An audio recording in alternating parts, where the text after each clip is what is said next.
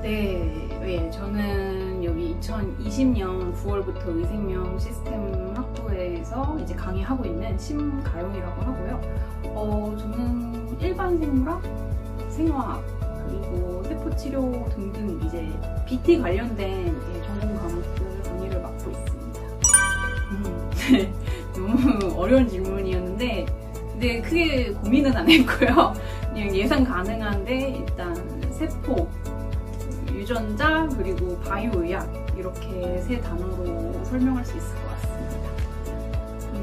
단어를 왜 그렇게 선정했는지 말씀을 드리면, 일단 이 세포치료라는 과목명에서 예상하시다시피 이거는 이제 세포치료제에 대한 과목이에요. 세포치료제가 어떤 것들이 있고 어떤 식으로 개발됐고 최근에 이제 이 승인된 신약들은 무엇이 있는지 다루는 학문이라서 이 약의 가장 주 재료인 이제 세포가 되게 중요한 핵심 키워드가 될 것 같고요.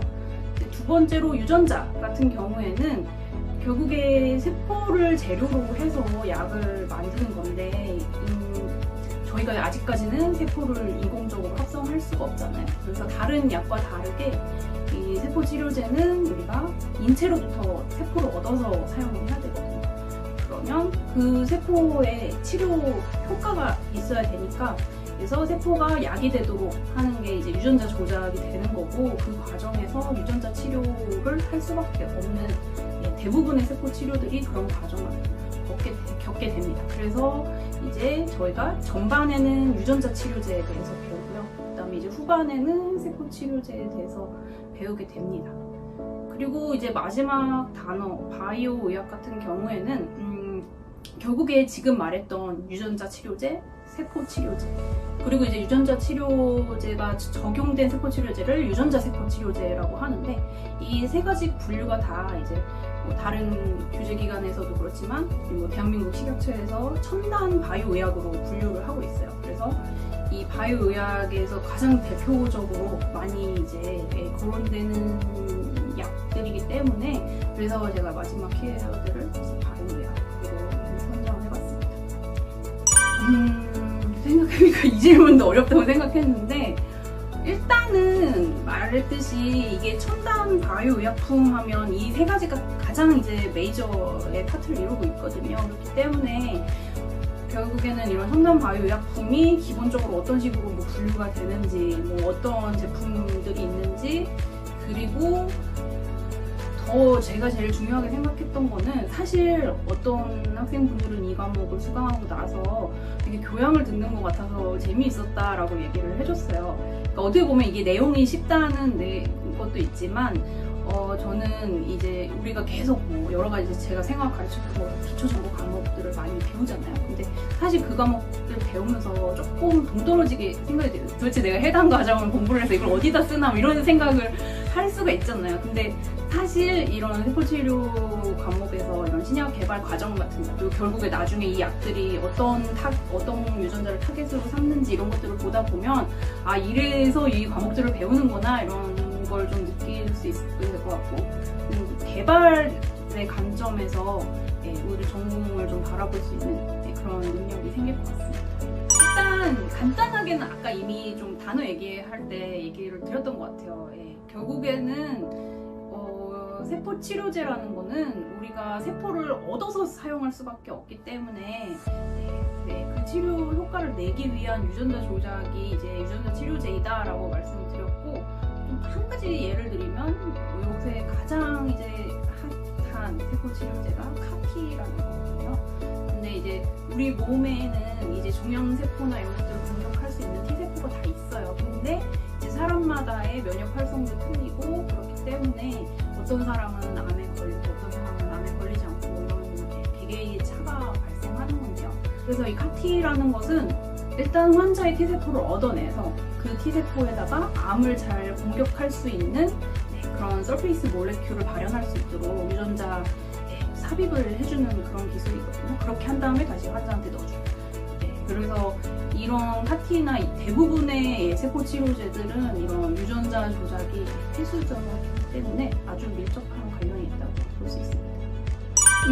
일단 코로나는 현재 여러분이 알고 있는 백신은 치료제가 아니고요. 승인받은 약들은 이제 백신이잖아요. 예방 개념의 것들이고, 그것들이 너무나 빨리 승인을 받았기 때문에 좀 쉽게 생각할 수 있지만 사실 치료제라는 거는 그렇게 빨리 개발되기가 어렵고요. 현재 승인된 코로나 치료제는 제가 알기로는 그 팍스로비드라고 하는 저분자 의약이에요. 이제 바이오약은 아니고 이제 아주 저분자의 케미컬 드럭이고, 이번 학기 제가 이제 이 세포 치료 과목에서 관련성은 조금 떨어지지만 코로나에 대해서 한 챕터를 강의를 하거든요. 근데 그것 때문에 찾아봤을 때 최근에 이제 그런 면역세포 치료제 이용을 해서 이제 코로나를 치료를 하려는 그런 연구들이 진행되고 있다고 합니다. 그래서 결국에는 어떤 사람은 코로나 걸려도 아무렇지도 않고 어떤 사람은 이제 죽기도 하고, 이렇게 환자 간의 차이가 심한 게 결국에 개개인의 이 면역 활성 차이이기 때문에, 그래서 면역세포 기반한 세포 치료제로 이제 환자의 이런 면역 활성을 높여주려고 하는 그런 연구들이 있다고 해서 이번 학기에는 그 내용을 다룰 수 있으면 다루려고 계획하고 있습니다. 일단 저는 MT를 가보기 처음이에요. 저는 대학생 할 때 MT를 가본 적이 없어가지고 너무 재미있다고 생각을 했고, 일단 저는 5방이 지금 다 기억이 나요. 다 너무 많이 틀렸기 때문에 일단 뭐 첫 방은 가자마자 게임을 시켜서 기억이 나고, 여러 가지 다 기억이 났는데 제가 기억이 나는 방은 이게 몇 번째인지는 조금 헷갈려요. 저희가 게임에 걸려서 막 술을 먹기 시작하면서 이래서. 근데 3번째 정도 방이었나? 그 권도희 학생이 이제 조장이었던 방이 있는데, 그 방은 저희한테 다 같이 단체 사진을 찍자고 얘기해서 좀 그 방이 기억이 많이 남아요. 왜냐면 사진이 있었기 때문에. 그래서 그 방이 조금 기억이 남습니다.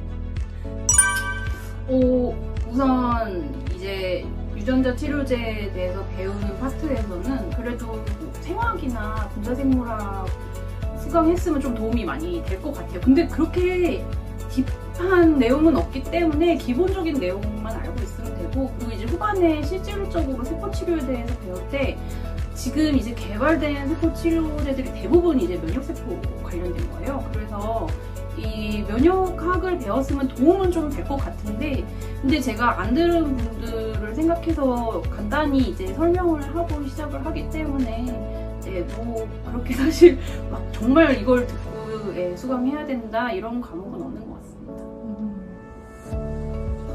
저는 뭐 아까도 말씀드렸지만 약간 교양의 성격을 띠고 있는, 결국에는 현재 동향을 살펴보는 과목이기 때문에 뭐 진로에 구애받지 않고 추천드리고 싶은 과목인데, 그래도 제가 이게 파일럿 수업까지 하면 3번 이석을 했는데, 그때마다 신기하게도 한두 명의 학생이 나중에 이제 1년 뒤에 뭐 이 수업이 어땠었다 뭐 이런 것들을 얘기를 해줬었어요. 근데 아무래도 R&D 쪽으로 가거나 이런 학생들도 도움이 됐다고 하고, 그러니까 실제로 이제 그 바이오의학 관련된 회사에 취업했던 학생이 이 과목이 되게 최근에 트렌드를 알려줘서 뭐 면접을 보거나 이럴 때 도움이 됐었다 뭐 이런 얘기를 했었던 적이 있고, 또 이제 어떤 경우에는 결국에 지금 저희 학부의 되게 아이덴티티는 이제 드라이랩도 있고 웹랩도 있다는 것이잖아요. 그래서